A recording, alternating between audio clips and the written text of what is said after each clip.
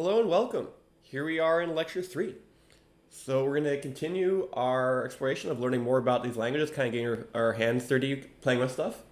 So today's topic is combinational logic. So remember what we've covered so far? On Monday in lecture 1, we talked about what is Agile hardware design from a high level and kind of motivate the entire course. Last Wednesday, we discussed just very simple hello world for Chisel, but we actually closed the loop, right? We managed to write a little bit of Chisel, learn just enough Scala, and we had to actually interact with our design. We even ran the tester. Today we're going to do more combinational logic. So that is, these are designs that are stateless, but they're still putting things together. And in particular, we spent a lot of today's conversation talking about how to select things or choose things. In other words, multiplexers, right? So we'll recap muxes in just a few minutes, but the idea is going to be that how we actually make, intelligent, fun hardware is often really going to be down to our ability to kind of select things. Otherwise, it's just arithmetic, and we can do arithmetic pretty straightforwardly. Okay, so with that, let's jump into it. So as I said, today's plan is we're going to kind of build this up. In particular, we're going to once again cover a little more of these features, right? So we'll talk about how to parametrize just a little bit, and talk about mostly about conditionals, about these muxes. And then as a result, after today's lecture, you should be pretty comfortable with a lot of combinational logic and Chisel. And already in just, 2 lectures, if you don't count the first one, you're already off and running with Chisel. It's kind of the fun of this. Keep an eye on Slack for today. We'll be posting a lab later today, and that'll be due next week, and you'll have a chance to kind of actually try things out in a Jupyter environment. And as always, remember that these lectures are available right now live. So if you go to the homepage, you can find your way to the lectures page and such. There's a question in chat about where to get the Slack link. The Slack link is inside the Canvas page. That's kind of, our safe area for those students at Santa Cruz. So yes, if you go to our Canvas, you can find links to Zoom for this, Zoom for office hours. I'm sure everyone saw the announcement from campus last night that we'll be doing another 2 more weeks of Zoom. So sorry when you keep doing that, but those links will all be available there on the Canvas. And Slack is there as well. And Slack's a great way to get help from each other, etc. Cool, wonderful. Yeah, keep your questions coming. Okay, so let's load in Chisel. So I'm just gonna run these 2 commands. These commands usually run pretty quickly now. They've actually, downloaded these files before, so their cache is pretty quick. Okay, so let's get right to it. How about a mux? So remember, a mux, or a multiplexer, is a way in hardware you choose between 2 things, right? So you have 3 inputs on a mux, right? It's the 2 things you're choosing between, and a single bit selected. I want option A or option B, and then the output is going to be the one you selected, right? So you can kind of think of this almost like an if-else, right, in a way. However, it's like you have both cases. And so when we write a mux in Chisel, we put the selection signal first, and then the 2 inputs. Now, one thing that I always found confusing, and I'm curious why the video is so garbled, maybe it'll ungarble itself if I go back and forth. Yep. Is that the true clause is first. So this is kind of like that ternary statement maybe you've seen in C, we use the question mark. So it's a true case, then the false case. In the ideal world myself, I would have probably put 0, then 1, but that's the way it is. So how's it look in hardware? Well, here's this boilerplate for now. We can think about just how to create a module. You want to make a module, give it a name, you extend module, you need to give it I/O, inputs and outputs. So we've declared, all the signals you need for a mux, right? We have a select signal, 2 inputs to choose between, and the output. And so how do we instantiate a mux? Well, it's just a line right here, right? We give it a selector, the 2 inputs, and then we connect it to the output. So one of the things we're going to be talking about today a lot is getting a little bit more of an awareness of how these Scala constructs get turned into hardware, right? In particular, this is instantiating a mux that, think of it as a physical thing, right? And then we are connecting that to the output wire, right? So rather than think of assignment, kind of the classic way we do things in programming languages, think of it more as connecting, right? Like this is the thing that exists, and I'm going to attach it with a wire to something else that also exists, right? That's the way to kind of think of it. Okay, so let's go ahead and run this little code snippet. We're going to make this mux module and see what we did. We're going to look at the Verilog. Verilog's not super critical for this course, but I occasionally use these in lecture as a way to kind of make what we're showing kind of tangible, because otherwise we just have a design until we simulate it. There's not much else to do with it. We did use a diagramming tool last time, and you can imagine you can do that as well here. But okay, so we look at this. Once again, there's our implicit clock and reset. But you see the mux, it's actually using Verilog's ternary feature, right? So it's using this as select and then, you know, true, false. Cool. That's mux. We're going to use it in the next few slides, but I just want to kind of introduce that. There also are more types of muxes built into the standard library. So mux is actually technically not even a language, it's more like a standard library for Chisel. And there's other flavors such as mux case, mux one hot. You may come across those. We'll see if this doesn't break the video share. I'm going to try clicking on this particular API. If you haven't been there already, there actually is a nice little, you know, Scala doc API for a lot of these things. So for example, if you want to see mux one hot, you can see this portion right here. And if I go back, perfect. Okay, questions so far? Okay, well, so that was just showing a Chisel mux. Let's talk a little bit more about the class feature of Scala, right? So we're kind of going back and forth between Chisel, Scala. Okay, so let's talk a little more about Scala. So when you make a class in Scala, if you want to give arguments to the constructor, those are actually at the top level, right? So they're actually up here when you describe the class, right? Rather having, you know, a class declaration, then inside there a constructor declaration. In Scala, the entire class body is evaluated at the time of instantiation, right? So all of this, you know, whether it be functions inside of here or internal lines of code, you can have lines of code inside of a class that aren't necessarily inside internal methods. That's fine. It's all evaluated all at once, and it's also all public by default. You can use modifying keywords to make it, you know, restricted scope. But so all this is all at once, right? So to instantiate a class, you use the new keyword. So yeah, so hey, we're gonna go ahead and, you know, make an instance MC of my class, and we're gonna pass in the parameters, right? So it takes in, you know, a string and integer. So okay, if we gave it a string integer, and so if we go ahead and run this code, yeah, you can see, hey, you know,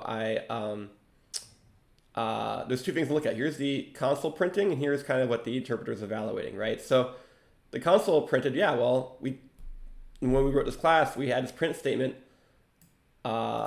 inside of the class body. So that class body is evaluated when it's instantiated. So you can see that, yes, that print statement was evaluated. And then we gave it the string parameter MC, and, you know,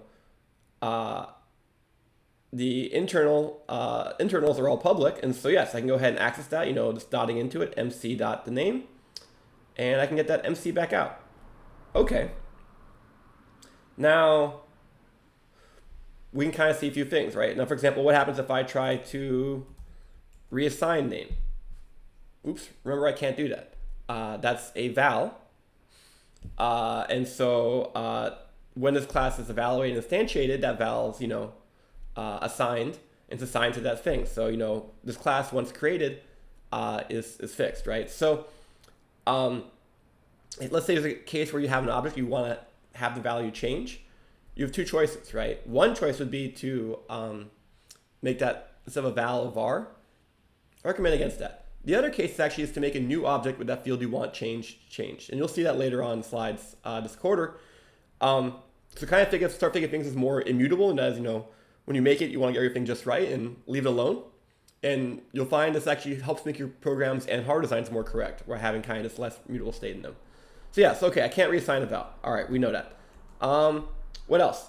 Well, what if instead of, you know, printing MC.name, I try to print MC.arguy, right? I can't, right? And the reason why I can't is that these arguments are, you know, gone once the class is created. So the internals of this body, they're all evaluated at the time the class instance is created. And so they know how to evaluate those things, but otherwise these are gone. So if I want to hang on to them, I can put them in the public scope by, for example, marking it as val. And yes, now I can read that parameter. But otherwise you could not. Cool. Questions so far? Okay. So yeah, so here we are kind of just playing around with class a little bit, and so you might be wondering why are we playing around with class?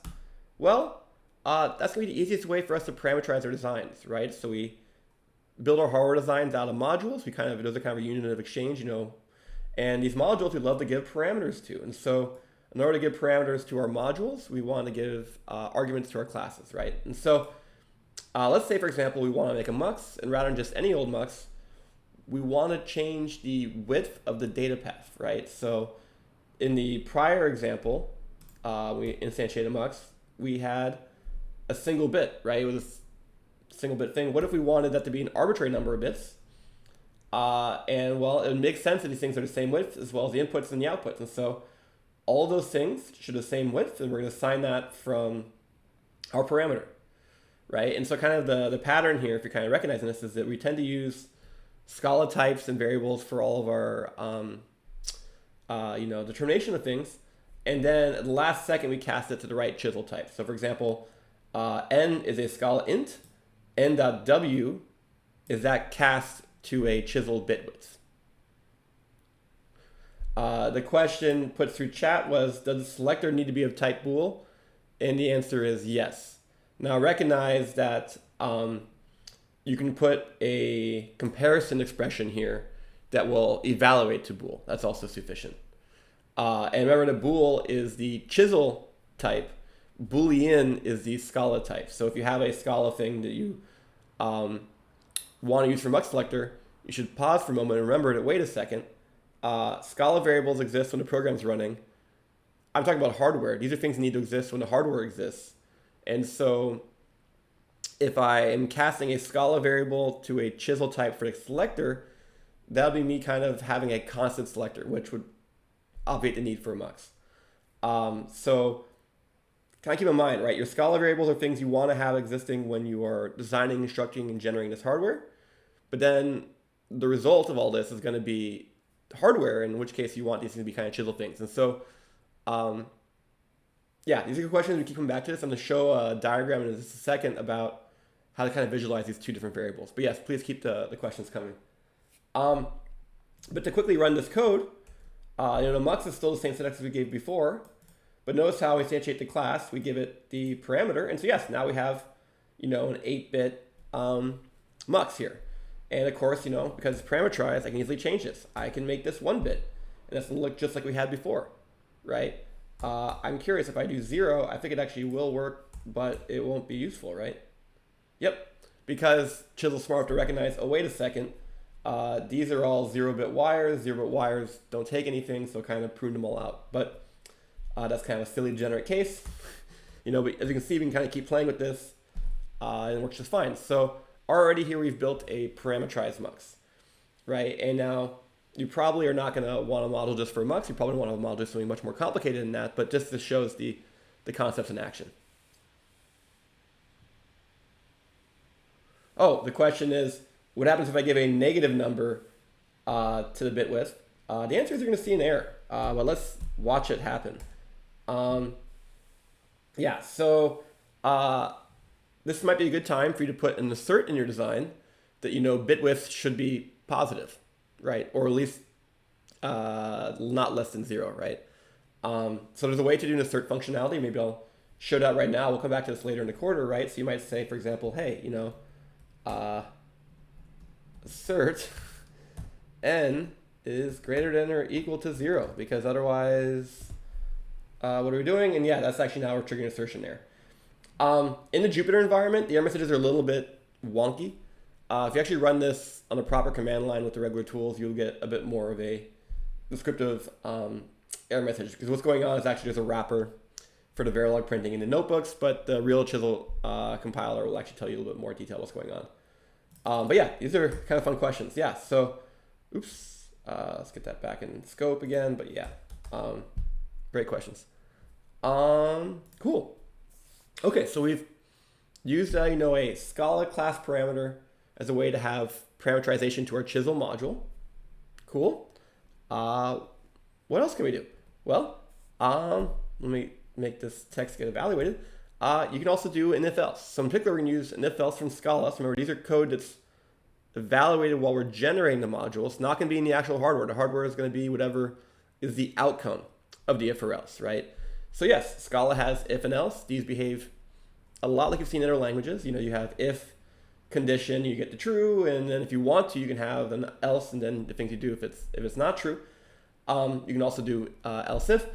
A couple things I want to point out. Interestingly, in a lot of languages, you kind of think of if statements kind of as a control construct, where it's, oh yes, I'm going to do these lines and then do these other lines, right? And so normally kind of the point of an if statement is kind of not so much the if statement, but more what's contained in the body of code is evaluated, right? So if I have an if statement and it's true, I do the true clause, and those lines have side effects, and those side effects have a change to my program.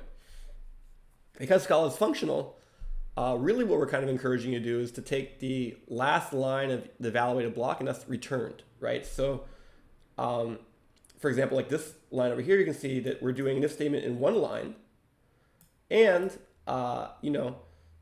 we are returning the value 3. And actually, you can see we're assigning x to it, right? So if you write an if statement without assigning to anything, that's fine. This actually is returning a value. It's just not being saved to any kind of variable or anything.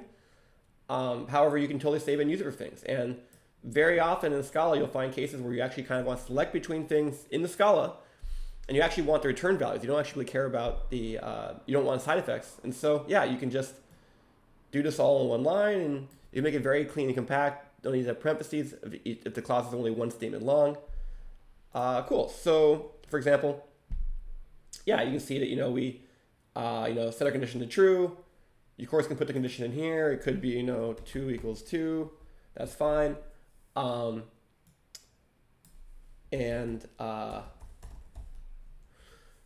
But so, like I said, you can see yes, it evaluates the true case. And because it was true, it did, returns 3 for x, right? So that's what came out over here. But yeah, of course, if the condition was the other way around, we would be printing out the false case and the 4. So maybe a natural question might be, if statements return things, what if I say, val I equals this if statement, and then I try to print out whatever I is. What is the return type of a print line? It's going to be empty. But yeah, so print statement, reason why we do, of course, we want the side effect to the console. But in terms of what it returns functionally, it doesn't return anything. So yeah, so actually you could capture that. Now, you don't have to do that. It's totally fine if statements that don't capture return values. But unlike other languages, be aware of that you can capture return value. We're going to use that a lot in our hardware designs. Okay. Questions so far?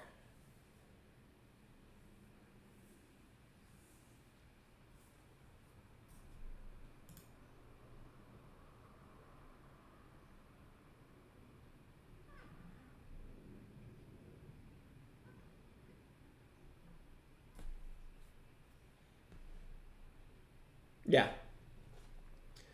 Yeah, so the question is, with casting, I had that comment a few minutes ago about casting, Booleans and bools.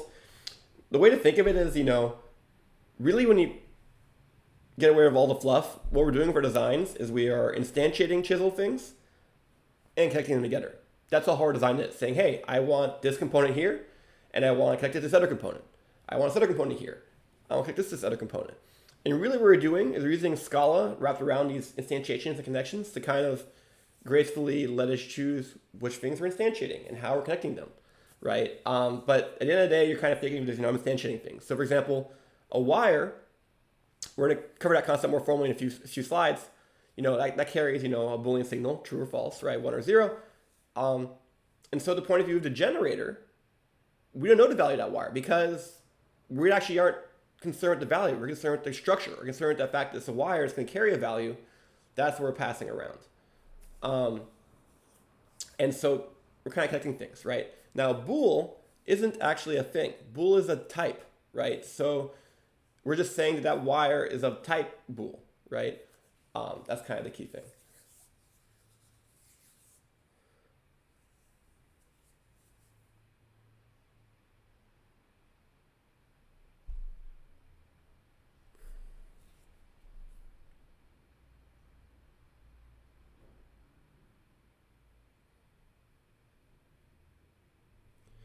Yeah, Yeah, so I'm going to try to repeat the question for the recording. So yes, the question was, are we kind of building these circuits, back to front, because we seem like we're assigning the outputs, is that kind of, building another order? The way to think of it is we are definitely constructing hardware by assigning outputs, right? In this case, this module is so simple that yes, we are assigning the output directly. Typically, you do kind of go top down, but what you're assigning is not so much assigning, remember, you're connecting. You're connecting to hardware nodes internally, right? So, you notice this point in my design is connected to the following things, right? But in terms of what is actually going on in these connect statements, yes, io.out is a output in the, grand scheme of things. But if you think of semantics of what a connect statement means, really actually what we're doing is we're actually taking the output of this mux and connecting it to the, quote unquote input of io.out, right? That's kind of semantics. So actually these connect statements aren't symmetric, right? There's a notion that data flows from here to here in terms of the way the wire is intended. And so yeah, so you can see in larger modules that they actually are constructed, top down kind of way to expect in kind of a human appreciable order, but just locally on those like little things, we're assigning the outputs an output at a time. Great questions. Okay. Okay. So then, okay. We were here. All right. So why are we using Scala if else? We're using Scala if else as a way to get a little bit of parametrizability in our generators. So we have the ability for hardware to make decisions, when it exists with a mux. But what about our generator? If a generator wants to make a decision while we're constructing the hardware, and that's what these ifs are going to be for. So I kind of contrast the two things. If I, in my Chisel write a mux, that's going to make hardware that has a mux, right? So both possibilities are there, and dependent on the actual value in the design when it's executing, we're going to see what happens, right? So for example, here if I'm trying to do the absolute value, right? If it's less than 0, I need to negate it, otherwise I'll leave it alone. That's absolute value, right? So it's a little bit of a fancy diagram to show this, but it's a mux. We're selecting based on this, and while we're selecting if this x is less than 0, and if it is,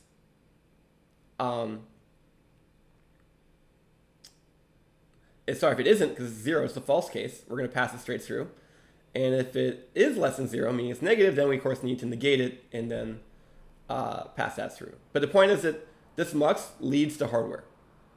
Now by contrast, if I use an if statement, that's going to control the execution of the Scala program. And the impact it has on the Chisel design is which Chisel statements are evaluated, but not the conditional won't be in the hardware, right? So whatever path the Scala program executes, that's going to be the path we choose. So in this case, for example, we are choosing to connect to either negative x or x, right? So that condition is not going to exist in the hardware, right? Whatever that value of that variable was in Scala when we were generating it, that's going to have an impact, right? But that's not going to actually come out in that hardware. And so, yeah, you can see here, for example, yeah, if invert was true when we evaluated this, then yes, we're going to connect to minus x, and so our generated hardware is going to have that, negation in there. If, it was false, then we're just going to pass it straight through. So it's kind of keeping to distinguish. Yes, I think I heard a question. Go ahead.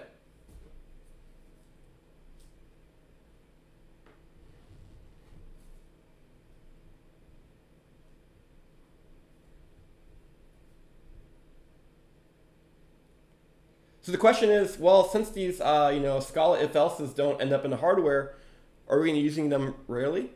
Actually, quite the contrary. We're using them quite a bit, right? Because remember, part of our goal is to build these generators. And with our generators, we want to be very parameterized and adaptive, right? So we're not making a single fixed static hardware design.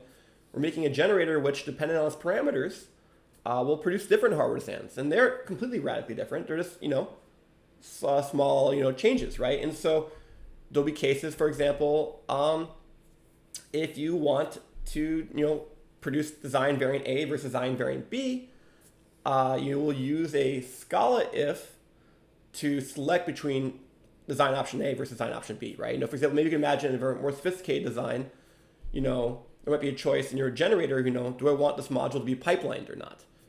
True or false, right? Hypothetically, right? And so, yeah, you could generate, the hardware for either pipelined or unpipelined version of your design. And that generated chisel will be different, and they'll be different because internally that module you actually chose to use a Scala if for which code path executed. So we're actually going to use both of these quite a bit in the course.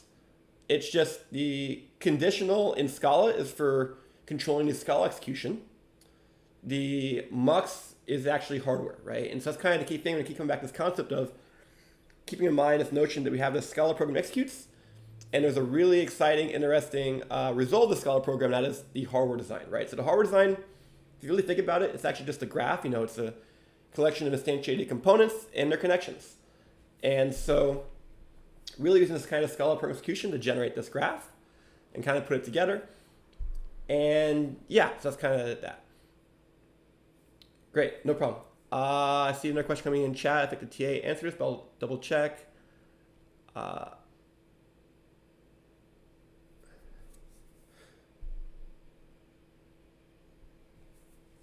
I'm not sure if I understand that chat question, but to answer the beginning portion, yes, this .s was, we need to be signed, because if it was unsigned, it wouldn't necessarily be able to capture that. Yeah, so this, go ahead, yes, please.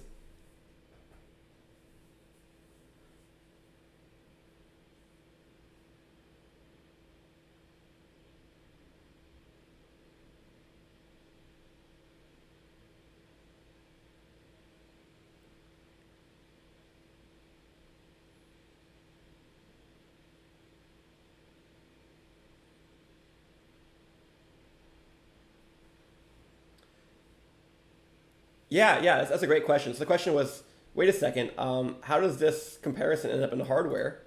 And the reason why is that we're comparing two chisel types, right? So the comparison of two chisel types isn't anything we can know at Scala program time, right? Because we don't know the values of those types, of those chisel things, right? Those chisel things are going to be instantiated and going to exist, but the value they have isn't known, because we're instantiating, wires and components, not actual values, right? And so, so the result of, these two chisel things being compared is going to be another chisel thing. And that's going to be passed in as a, point to this mux. So, yeah, the more you kind of appreciate this, you can kind of see a little bit how this kind of language works, how we're kind of behind the scenes passing on references to things inside these kind of Chisel and Scala land. Cool. These are great questions. Cool. All right. So that was a great segue to this next slide.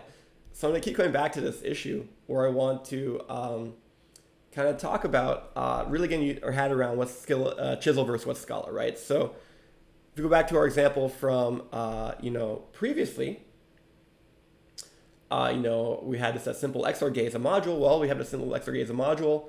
In this case, I've done one more thing. I've made a Chisel value reference the XOR, and then I've assigned that to the output.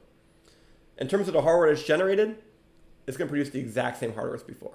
So you can kind of see that, we have our inputs, our output, and, they're connected to an XOR gate, right? So in this kind of yellow orangish color, you can see the Chisel objects. Yeah, so looking inside memory for program execution, you will see that, yes, there is a Chisel object of type input. There is a Chisel object of type output. There is a Chisel object of type XOR gate. Technically, it's called a primitive op. But yes, these exist. These are objects in memory. And then, because we're running a program playing around with these things, we have ways to access and address them, right? And that's these Scala references, right? So, this bundle is kind of like a struct, right? And so it's going to have fields for A, B, and C, and those are going to point to the things that we assign them to. Likewise, this val my gate, we're saying, hey, my gate is a reference to this thing. Well, what is this thing? Well, this is a Chisel object XORed with another Chisel object, so that's going to be, the XOR of those two Chisel things. And yes, we're saving a reference to that. And then we can pass the reference on to another operation here, right? So, this, of course, can be substituted in here, and that's just fine. But the thing I want to kind of point across is that, yes, we have kind of these things pointing to each other. And so, as I kind of said a second ago, I'll repeat again now, right? Really think of your hardware designs the Chisel generation process as a fact of, instantiating components and connecting components. That's all we're doing. I want this thing connected to this thing. I want this other thing connected to this thing, right? That's what we're doing. And so here we are instantiating inputs and outputs, here we are instantiating an XOR gate, and then here we're connecting together. We're connecting the XOR gate to this thing. And just because we happen to assign to a reference and then reuse it, that's fine. If we want to go ahead and print out the Verilog, we've seen this before. Actually, you can even uncomment that and you can see it. You've seen the Verilog before. As I said, that Scala variable in between, that's just, inlined and passed over by the compiler, no problem. Cool. But as I said, this is kind of the big picture, right? Thinking of your Chisel program as a way to instantiate objects and connect them. And we just happen to be using Scala to kind of control how we're actually connecting things, right? We're going to choose what we're connecting and how we're connecting and what we're instantiating. That's what the Scala is for. But at the end of the day, this Chisel library is just a library of components that we're just instantiating and connecting.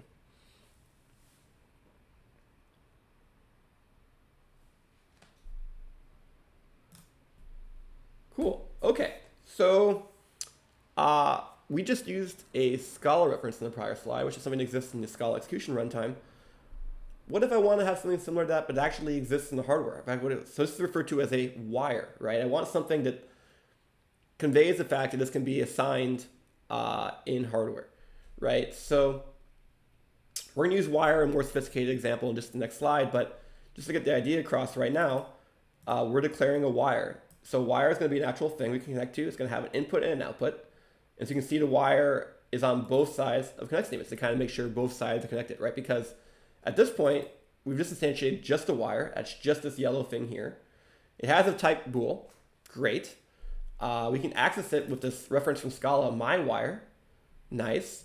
But that's just the thing floating on its own, right? So then this next line is going to connect the input of my wire, so this side, to this XOR gate, right? And notice how we didn't actually, create XOR gate anywhere else. We just kind of instantiated here, so that's going to create here. And you actually notice there's actually no Scala reference that points directly to XOR gate because we didn't make one, right? And we don't need to, right? It has the hardware we need. It's being passed into this wire. Likewise, now we have this XOR gate coming into this wire. That's this there. If we actually want to connect this wire to the output, that's another deliberate statement, right? We're connecting the output of this wire to the input of io.c, which is, this next thing right here. And yeah, if you look at the hardware, in this case, you are going to see the wire be inlined because once again, the compiler is aggressively recognizing that you don't use wire otherwise. Now, let's be clear. In the last case, it's because that was a Scala variable that, didn't affect the Chisel design. In this case, there was an actual Chisel wire, but the Chisel compiler is an optimizing compiler. It recognizes that this is wire, just a straight pass-through, and can go ahead and inline that. Cool. Maybe I'll pause for questions on this. This is kind of the big, most mind-bending stuff we're going to see for the first few weeks. Is just wrapping our heads around, this is a Scala program executing, and as a Scala program is executing, we're creating Chisel objects and connecting them, and that's kind of the key whole thing.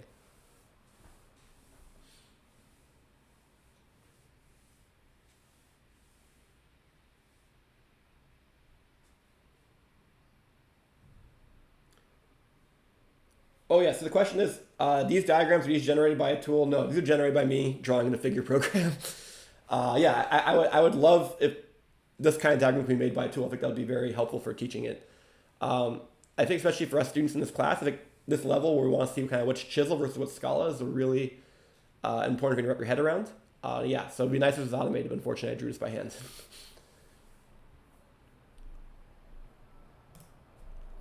Okay, well, let's keep going. So if we were to make so here we've done, let's recap where we are. We used, if statements to control what hardware gets generated. Muxes are actually selection in hardware. Now, there may be times, or not maybe times, commonly times where you want to have muxes, but actually phrasing things in terms of a mux statement may be cumbersome.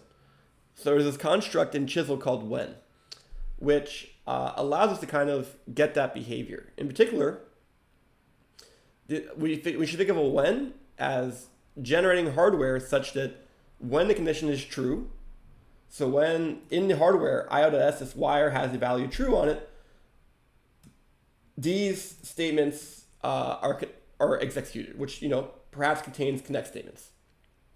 Now, in some ways, it's kind of like an if statement. It's kind of like a hardware if in a way, right? And you can have an else case, which we call dot otherwise. So if iota s is false, we're going to do this other thing. And so even though I'm kind of telling this like a hardware if, under the hood, this is going to be done with muxes, right? Because that's how you do selection in hardware. And so it's kind of like a slightly higher level construct in mux. You can make perfectly functional, great designs, just assigning wires and then attaching muxes and stuff, just fine. However, if when, sometimes you can get kind of cleaner, nicer code sometimes, right? So here we're doing a very strict, if-else kind of case. This really is behaving just like a mux. That's why I'm calling this a W mux for kind of like a when mux.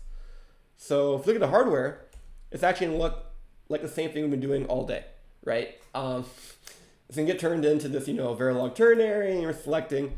And like before, we decided to parameterize the bit width. So here's our bit width coming in, and we parameterize it. But we're actually using a when. So like I said, you can kind of think of a when as kind of like a higher level construct that under the hood is going to be implemented with muxes. So this is something that's going to result in selection, in the actual hardware. So it's going to generate hardware, it's going to result in a selection in the hardware. There's also an else when, kind of like an else if. We'll come to that. But for now, this is when, and maybe it's more clear kind of its benefit if I show you in the next slide. You're not required to always have an otherwise, right? So for example, maybe I want to have this kind of a special case and handle it one way. Well, if that special case occurs, and then I can have that impact, right? Now, this is an interesting situation here because you wait a second. I have this wire W, and I'm connecting it multiple times in the same scope. Like, how does that work? How is something connected to two things at the same time? The answer is, it's not directly connected to those two things, right? It's connected to a mux, and the mux is going to choose which one of those two things actually gets connected to it. So this is kind of, being a slightly higher level version of form of Chisel, where what we're doing is something called last connect semantics, where if a val wire inside of a module is connected multiple times, the last one to be evaluated by Scala will be the one that wins depending on circumstances, right? So in this case, we're saying that W is assigned based on a when, so we're going to get a mux. So it's better if I go ahead and instantiate this, right? So you can see, for example, that, well, W is no longer going to be 1, depending on iota x, it's either going to be 7 if x is 1, right? Because that's true, and it's going to evaluate this. If iota x is false, it's going to be a 1, right? That's kind of the result. And so you can see that kind of all play out here, where this W gets inlined, right? But the key thing is, yes, if iota x is true, we get a 7. And if it's not true, we get a 1, right? And so the 1 was kind of like a default value. And then just in the case that, iota x was true, then we kind of overrode it. Well, this is hardware. It's not, there needs to be hardware there to do it. And so, yes, we have this ability to selectively kind of override it. Now, what might happen if I were to, let's say, for example, not give a default value? We're going to get compiler error, right? Because W is incompletely specified, right? It's a wire that exists, but it's floating. It doesn't have a connection if iota x is false, right? If iota x is true, yes, this connection is the one that works, and it's going to be 7. But if iota x is false, W doesn't have a value, and that's a problem. So it's going to tell you, no. This is one of the last checks the compiler runs. You have a disconnected thing in here and needs to be connected. Okay, maybe I'll pause here for questions.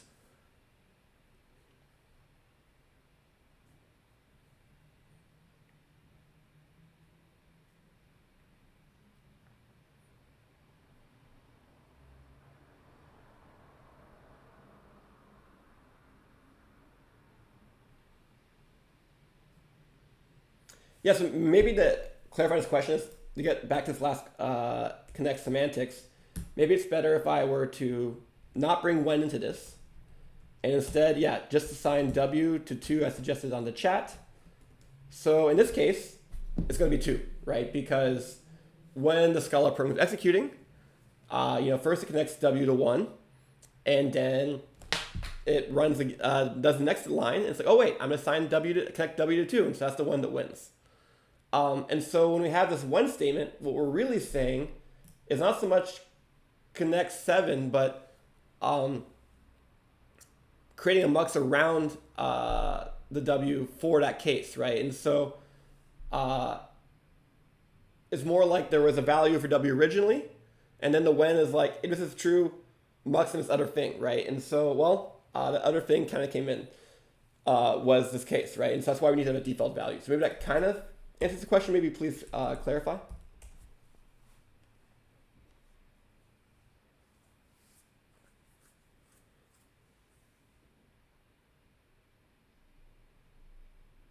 Oh, another great question is, wait a second, here I'm making W a val, and looks like I'm repeat assigning it. How does that work? Great question. So W is a val as a Scala variable, right? So actually, W is never being reassigned. W, at the time we created this reference, was assigned to a chisel wire object. It still points to that same instance. It never points anywhere else. So it's still that same, instance. If we go back a prior slide, look at the diagram I drew. It's still pointing to this thing, right? That thing was instantiated. It still points to it. This is a val.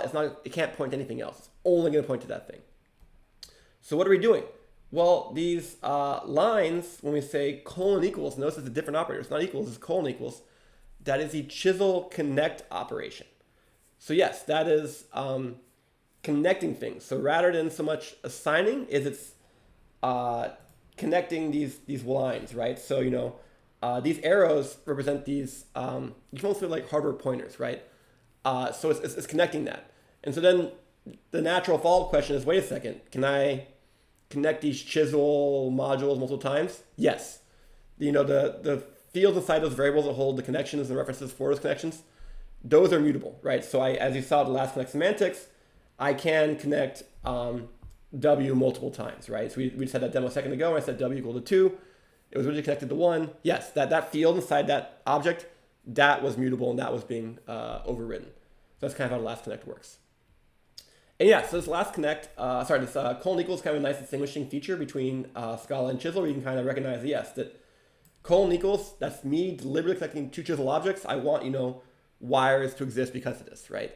If I'm using a single equal sign, so that's me making a Scala reference to kind of hang on to a certain thing to have a way to point to it.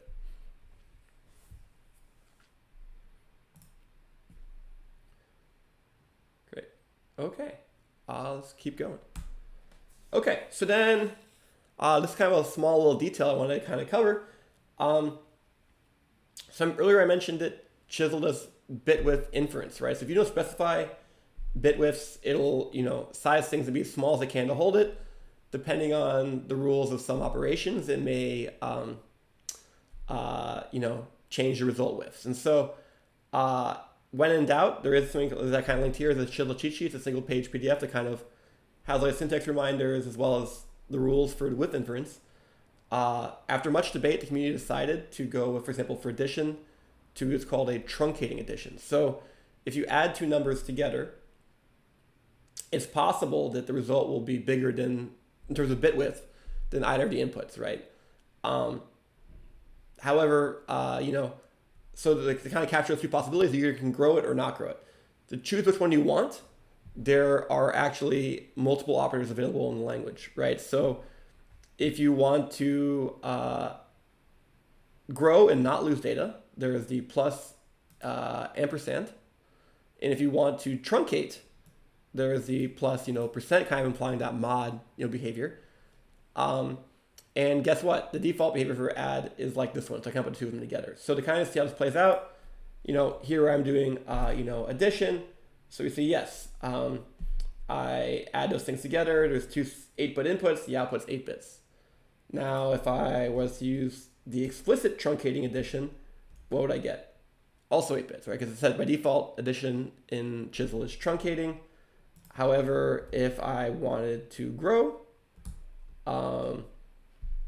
I can do that, right? And let's say, for example, even though I happen to use the other operator, what if I connected something that's of the narrower size? It will actually internally make the bigger one and then truncate it out later on. But kind of the key thing to kind of be aware of is just that when you're designing your hardware, you should definitely specify widths for things you are very confident you know what they want them to be. The inference tool is pretty good. and it's going to follow a set of strict rules. And so if it comes to a situation where it can't figure out what you intended or asked, it's going to go ahead and tell you that. But just to be aware, if you particularly want a certain behavior in terms of growing or not growing, you can go look at a cheat sheet to kind of remind yourself what's going on. In terms of growing values, right, uints are always 0 extended, unsigned, right, and then signed ints are, sign extended, of course. Cool.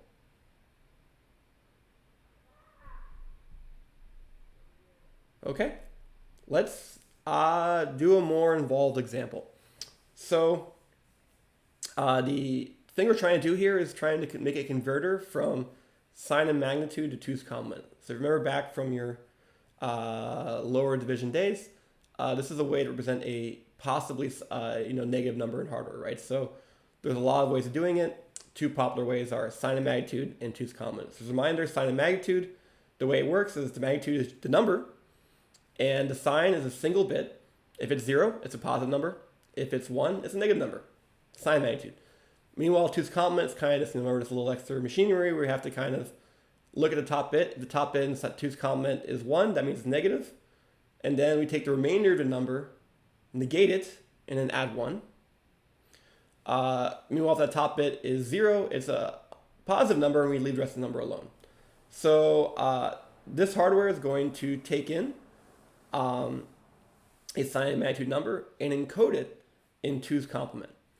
So let's see how this kind of plays out. So we have a n-bit sign magnitude number. So I say, more concretely, I should say it's a n-bit magnitude.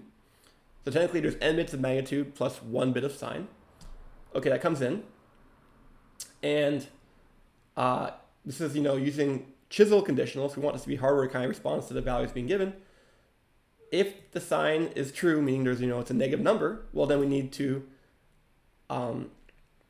negate it and then add 1.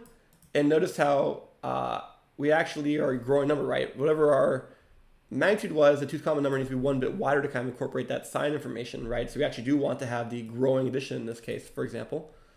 And we add 1, right? So, negate plus 1 is that, last step for two's complement. If, the sign bit was 0, otherwise, right, it's kind of implied case, we leave it alone, right? And just because we are connecting an unsigned number over here, it's going to automatically 0 append. So let's go ahead and let this module get instantiated, and then let's go peek at the Verilog to kind of remind ourselves of kind of this ground truth for the hardware, right? So what's this ground truth for the hardware? Well, you can kind of see it, right? We have, we're going to generate all the hardware. Remember, we have a hardware selection, hardware conditional. It's not like, the other hardware doesn't exist. No, you actually have the hardware for both cases, and you're just choosing the final output between two options, right? So we're going to create all the hardware for the two's complement conversion, right? So we're going to negate the number. We're going to add 1 to it. And in Verilog addition does grow, and so we actually see we have a bigger number, and it's fine, it does it automatically. And then when it comes time to choose, right, we're making a conditional based on IO sign. And if it's true, okay, we wanted that converted number. Great, that thing we just created, underscore T1, underscore 1. Otherwise, let's just take magnitude, right? But technically, magnitude was n bits wide, and the output's n plus 1 bit, so it's going to go ahead and automatically 0 pad that for us. And it's 0 padding, and we're putting zeros in front because it's unsigned, right? And for those who aren't familiar, these curly braces, this is the Verilog syntax for concatenation. We'll come to that in just a second. But yeah, so it's basically saying take a 1-bit value of 0, i.e. a 0, and then follow that with this value of the input magnitude. Okay, but this does kind of show a lot of things we talked about today kind of all put together, and this is kind of a nice little compact piece of hardware. And we'll make bigger and bigger modules. They'll usually be more than 4 lines, but you can start to see that we're getting some amount of sophistication in what we're doing, right? That this thing is parametrized based on the number of bits coming in, and it's able to kind of handle that kind of very gracefully. And it does all this kind of arithmetic we need for figuring out the widths of things kind of very gracefully with inference on its own. Cool. Okay. Other questions?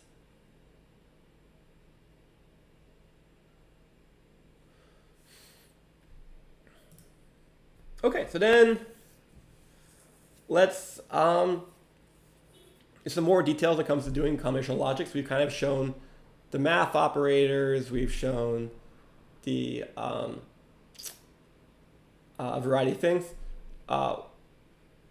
One more thing to kind of maybe show is a couple of small bit selection things. So when it comes to dealing with bits, thinking more about hardware signals, some common things you might want to do is perhaps if I have a multi-bit signal, like a uint, perhaps I want to read out a portion of it, right? So that's what this range access feature is. So I can say, hey, I want from starting bit position this to the bit position that, no problem.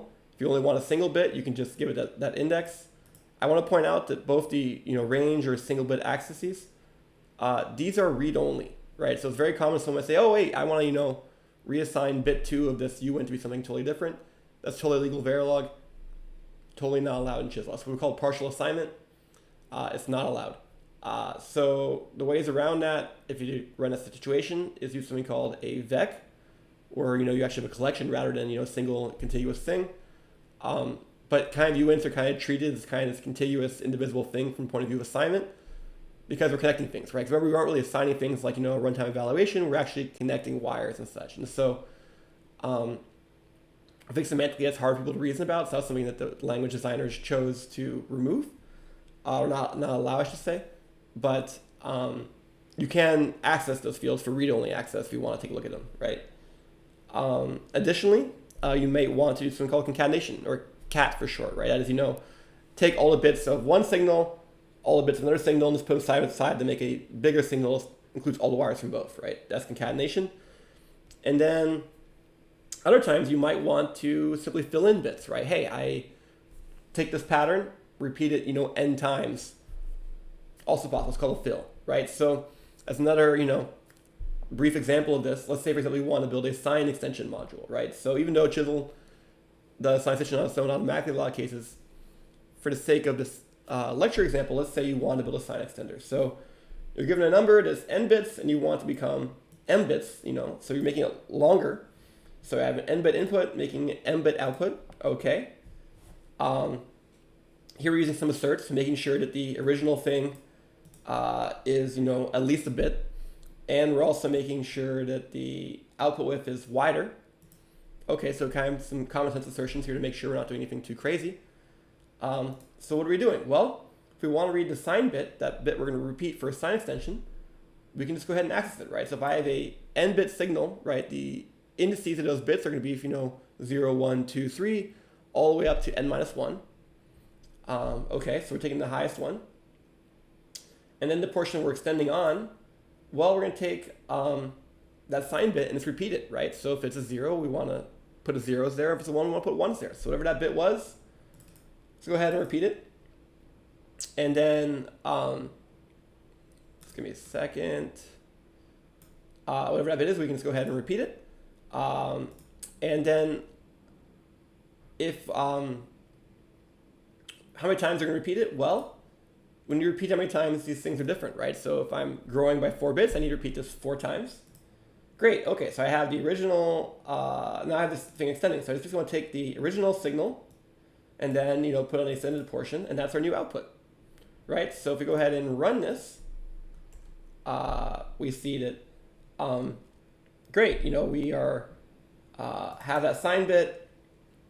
We go ahead and then do the extension, right? So, okay, yes, we're going to either have 4 1s or 4 zeros, and etc. So the fill operation is actually something that's being done, at hardware generation, hardware elaboration time, by Chisel and Scala. It's not actually hardware, right? The result of the fill is hardware, right? So the result of the fill is, some number of bits, right? But the actual bit, but the actual thing is not there. So you can see how it kind of plays out. So for example, if I were to let's say, if I keep playing with this code and kind of showing up inline things, what happens, right? We're gonna get basically pretty similar hardware, right? Yes, it's gonna substitute in the condition right there, but we're still kind of selecting between those two things,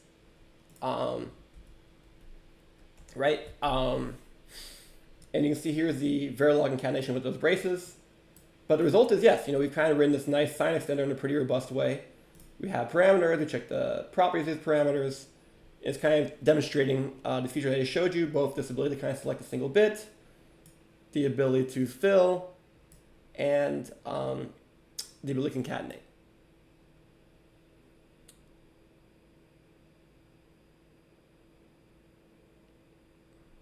Question from chat is, are we going to need to debug our code by inspecting the Verilog code? Perhaps not, probably not. So today we're just kind of covering instead like combinational logic and kind of as proof in the pudding, what are we generating? I've been showing the Verilog code. Normally when students are debugging their designs, the tool of choice is something called a waveform. So remember, a waveform, if you haven't seen one already, is a way to visualize the value of all signals over all time in the simulation, right? So you can kind of see, oh wait, this value had, this certain number and this other signal had this other value, and I can compare these values, etc. So that's kind of the thing, that's kind of showing the behavior.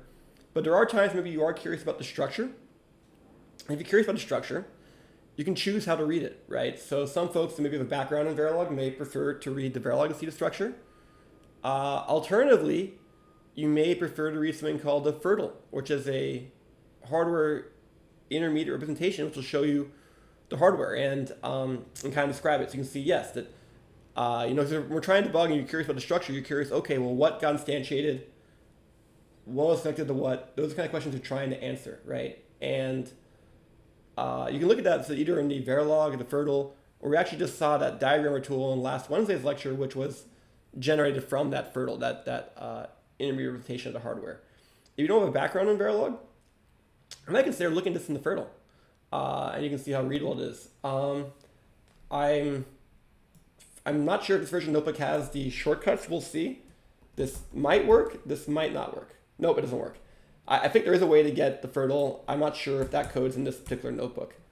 And so I'll go ahead. Oops. I'll go ahead and see if we can dig out an example of that for maybe the next lecture to show looking at the hardware structure in terms of the Fertile rather than the Verilog. This is another alternative. And yeah, if you've never seen Verilog, I argue the Fertile probably is more readable.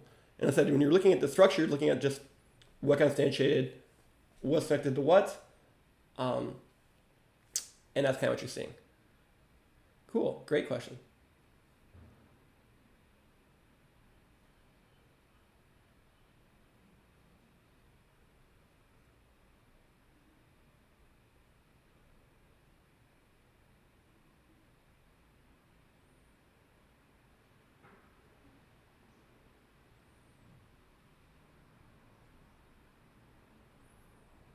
So the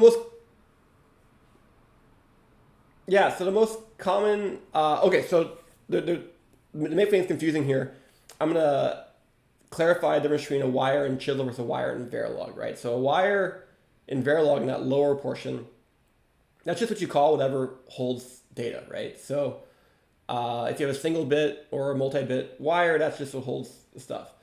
Wire in Chisel has a slightly different meaning, right? Wire is a particular object type you can assign both inputs and outputs to, right? That's kind of or connect inputs and outputs, I should say more correctly. So that's what wire in Chisel is.